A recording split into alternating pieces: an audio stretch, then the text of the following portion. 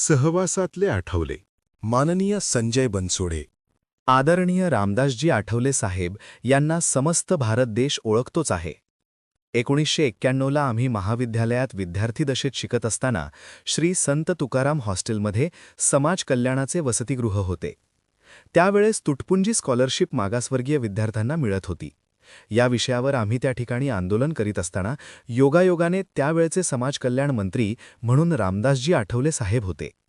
स्वतः आठवले साहेबांनी आंदोलन करीत असलेल्या ठिकाणी भेट दिली व आम्हाला 60 ते 70 रुपये स्कॉलरशिप मिळायची ती डायरेक्ट 300 रुपये करण्याचे काम आठवले साहेबांनी केले. त्यांच्या या निर्णयाने आम्ही सर्व तरुण वर्ग त्यांच्यासोबत जोडले गेलो. आदरणीय शरदचंद्रजी पवार साहेब यांनी त्यावेळेस चळवळीतील नेते म्हणून तसेच डॉक्टर बाबासाहेब आंबेडकरांचे अनुयायी असा माणसाला आपण जबाबदारी दिली पाहिजे म्हणून हॉस्टेलमधून आपल्याला आठवले साहेबांना मंत्रिपद दिले. आठवले साहेबांनी सुद्धा सर्व समाजातील लोकांना न्याय देण्याचे काम प्रामाणिकपणे केले आहे. 1994 साली आमच्या अस्तित्वाचा प्रश्न होता तो म्हणजे विद्यापीठाच्या नामांतराचा. नामांतराच्या चळवळीत आम्ही सहभागी दर्शविला होता. तसेच 1994 साली या देशाचे जाणते राजे आदरणीय शरदचंद्रजी पवार साहेब यांनी आठवले साहेबांच्या सहकार्याने विद्यापीठाचे नामांतर केले. अशा पद्धतीनेच आठवले साहेबांसारखा मी देखील बहुजनांच्या हक्कासाठी काम करीत आहे. आठवले साहेब यांचे संघटन एवढे मोठे आहे की ते संघटन मंत्री आहेत असे वाटते, कारण ते मोकळ्या व दिलदार मनाचे व्यक्ती आहेत. ते जिथे जातात तिकडे ते लोकांना भावतात. त्यांच्यावर लोक प्रचंड प्रेम करतात. इतर आंबेडकरी नेते व रामदास आठवले साहेब यांच्यात हेच वेगळेपण आहे. आठवले साहेब हे आजही महाराष्ट्रातील अतिशय मोठे नेते आहेत.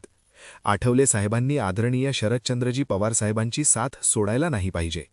आठवले साहेब हे का भारतीय जनता पक्षात गेले हे अजूनही मला माहिती नाही.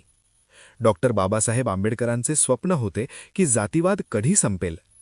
ज्यावेळेस विधानसभा किंवा लोकसभेतील खुले प्रवर्गाच्या ठिकाणी एखादा शोषित वर्गातील माणूस लोकांनी निवडून आणला तर त्या ठिकाणी जातीवाद संपला असे म्हणता येईल. याचे अनुकरण करीत आदरणीय पवार साहेबांनी 4 खुले प्रवर्गाच्या ठिकाणी 4 बौद्ध समाजाचे उमेदवार गवई, कवाडे, रामदास आठवले, प्रकाश आंबेडकर यांना निवडून आणण्याचे काम देखील केले आहे. इंदू मिलच्या जागेवरती आंतरराष्ट्रीय दर्जाचे डॉक्टर बाबासाहेब आंबेडकरांचे स्मारक त्या ठिकाणी करण्याकरिता आदरणीय पवार साहेबांचा प्रयत्न सुरू आहे. या स्मारकासाठी मी, धनंजय मुंडे, वर्षाताई गायकवाड, दादा भुसे यांची कमिटी स्थापन केली.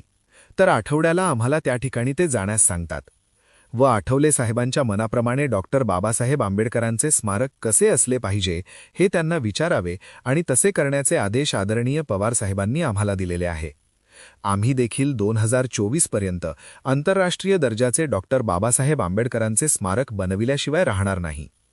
आठवले साहेबांनी जी दलित पॅन्थर संघटना वाढवली ती खरोखर पॅन्थरसारखी आक्रमकपणे काम करते आणि आम्ही त्यातूनच घडलेले कार्यकर्ते आहोत. ग्रामीण भागामध्ये जाऊन आश्रम देण्याचे काम आठवले साहेबांनी केलेले आहे. एखाद्या टपरीवर सुद्धा खासदार रामदास आठवले साहेबांचे पत्र असते. एखादा लोकांबद्दलचा विश्वास असे त्यांचे हे मोठेपण मला भावते.